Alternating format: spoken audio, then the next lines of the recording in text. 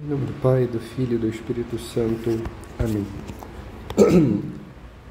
Agora, diante do iniciar do tempo comum, para entendermos melhor esse tempo e a dinâmica do percurso do ano e do Evangelho, devemos entender estas nuances da liturgia diante das mudanças dos textos, do estudo dos tempos fortes, dos tempos de festa e do tempo comum propriamente dito.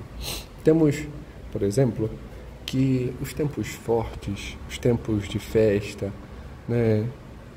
Advento, Natal, Quaresma e tempo pascal, eles têm um sentido mais temático. A liturgia se envolve diante de um sentido mais temático. Por exemplo, os dias de semana, eles não se alteram, são sempre fixos, as leituras e o Evangelho. E o que se altera nos domingos é, de acordo com o Evangelho, a liturgia, mas toda ela permeada, sempre de um sentido temático, no A, B e C.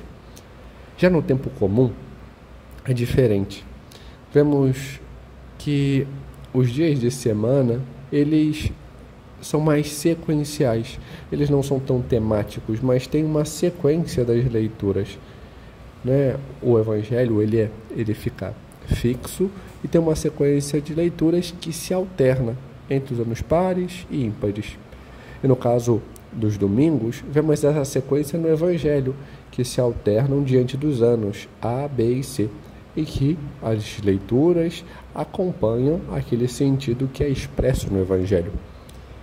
Mas temos também que, por vezes, é apresentado ao longo do ano o Evangelho de São João, que aparece de modo particular nos tempos fortes, em vista das festas, uma temática específica, mas também aparece ao longo do tempo comum, para ressaltar alguma temática que seria expressa diante daquele Evangelho para dar continuidade ou para especificar melhor.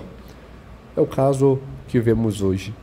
Hoje vemos esse sentido específico daquilo que é apresentado hoje diante da temática desse Evangelho, que depois será desenvolvido ao longo do ano, que é a temática desse sentido matrimonial. E esta temática num sentido esponsal, espiritual, do esposo que vem, de Cristo que vem ao nosso encontro, que mais do que diante do Evangelho das bodas, que tem um sentido muito propriamente matrimonial, ele gira diante de um termo frente ao Evangelho de São João. É fato que depois essa temática será desenvolvida diante do Evangelho de São Lucas, que veremos ao longo desse ano, o ano C, mas esse sentido é porque é o Senhor que vem, é o Senhor que demonstra a sua misericórdia, o seu amor. Mas, retornando ao Evangelho de São João, este sentido, propriamente dito, gira em torno de um termo, que nas 6 vezes que aparece no Evangelho de São João, no seu original, ele demonstra isso, que é o termo ginai, mulher. Todas as vezes tem uma conotação, um sentido, uma explicitação de um caminho matrimonial que se apresenta. Por exemplo, às vezes que aparece, a primeira vez é nas bodas de Caná, onde o Senhor fala à Virgem Maria.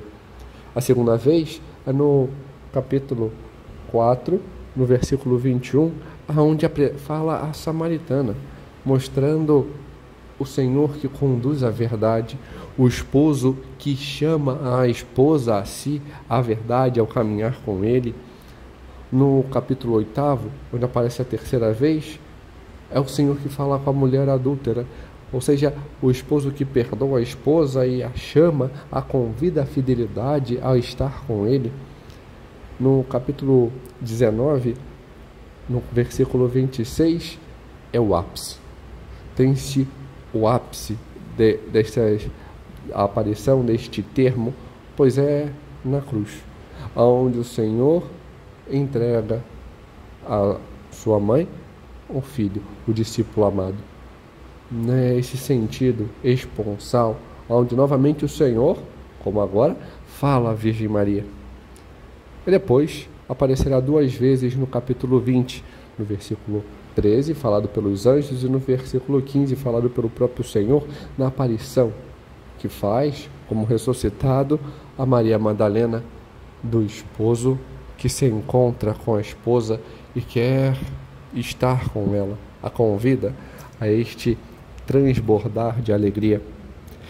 É esse sentido matrimonial que o Senhor quer trabalhar conosco, demonstrando aquilo que já vem demonstrando desde o iniciar, diante do sentido do Natal, e também vai expressar ao longo do ano o seu amor, a sua misericórdia, o Senhor que vem, o esposo, o Senhor que vem ao nosso encontro, que nos toca, que manifesta seu amor e sua misericórdia. O esposo que é Cristo, que vem a sua esposa, a igreja, que vem a nós. E isso começamos a entender desde a primeira leitura, onde o Senhor apresenta que vem por amor a Jerusalém, símbolo da igreja, que não descansa. Ele quer que todos vejam que é a verdade, a sua luz, a sua santidade, a justiça, que é sua esposa. E por isso diz, a bem casada, aquela que será desposada. O Senhor, Ele vem, Ele não descansa, Ele não se cansa, Ele busca incessantemente, está sempre de braços abertos a nos acolher, a nos perdoar, de modo que podemos assim cantar como no Salmo, um canto novo, diante dos prodígios que o Senhor fez e faz em nós, fez e faz em seu povo. E com isso podemos ver e entender que a igreja é esta família, este corpo, uma só família, um só corpo. E diante disso é necessário esta unidade. Um corpo não pode ser um quebra-cabeças desmontado. O corpo tem que ser íntegro, uno. Mas esta unidade também requer diversidade, porque o joelho não é que nem a boca, a mão não é como o pé. Existem diferenças no corpo.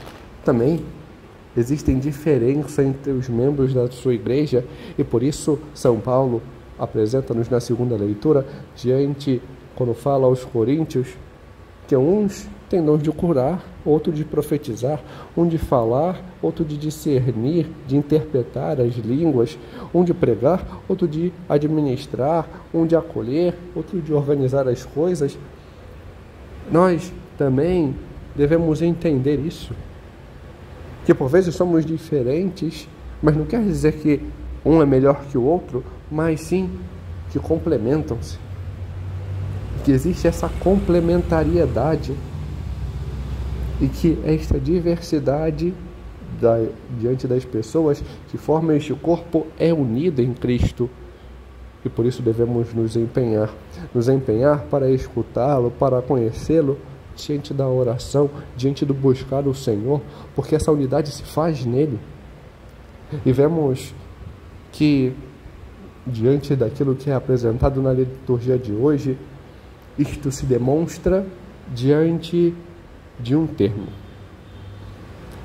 Vemos a temática do casamento que se expressa diante do termo mulher, onde sempre que aparece o Senhor apresenta o sentido matrimonial, mas o termo desta unidade, deste estar com Deus, desta correspondência, dessa felicidade, se expressa diante de um termo que apresenta diante do sentido judaico, que é o vinho. O vinho, ele é explicitado na festa das bodas, ou seja, uma festa de casamento que durava muitos dias. E este elemento, ele era necessário, porque ele demonstrava a bênção, a prosperidade, a alegria. E a falta dele significava justamente o contrário, significava a falta da bênção, significava a imprudência daqueles que não souberam organizar, a falta de alegria, a falta de empenho. Também este vinho em nós demonstra isso, demonstra este empenho, e ele não pode faltar. Este empenho, esses sinais da unidade diante da oração com o Senhor, da fidelidade no nosso empenho em conhecê-lo, de corresponder à sua vontade, ao seu querer, diante da alegria de sabermos estar com Deus, de sabermos ser amados por Deus e diante da harmonia, de saber que fazemos parte de um corpo da igreja, que fazemos parte desta família. Este vinho não pode vir a faltar. Este vinho em nós não pode vir a faltar.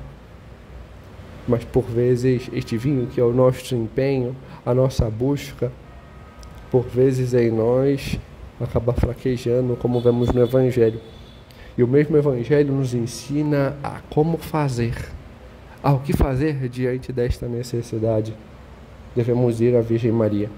Ela, a Mãe de Deus, a Mãe da Igreja e nossa Mãe, ela sempre intercede pelos seus filhos, para que diante da nossa fraqueza, diante da falta do nosso vinho, do nosso empenho, o Senhor, Ele possa vir. Ele possa vir e nos dar o vinho melhor, o seu amor, transformando aquilo que era sujo, aquilo que era descartável. As águas que estavam naquelas talhas era água para purificação, para eles se limparem, se lavarem. Era algo que estava ali, mas que ninguém ligava muito. É justamente Deus transforma isso. Aquilo que era mais corriqueiro no melhor. Ele nos dá o vinho melhor, o seu amor, para que aprendamos a amar a Deus, aprendamos a amar a igreja, como fez a Virgem Maria, diante do seu empenho, do seu amor, da sua correspondência. Que busquemos assim fazer, que busquemos esta unidade, esta fidelidade, esta alegria, esta harmonia diante deste bom vinho, deste vinho melhor que Deus quer dar a nós, transformando o que era mais descartável em nós, para acrescermos, para estarmos com Ele e demonstrarmos esse amor. Recorramos à Virgem Maria para que ela possa sempre interceder por nós. Amém. Glória ao Pai, ao Filho e ao Espírito Santo, como era no princípio, agora e sempre. Amém.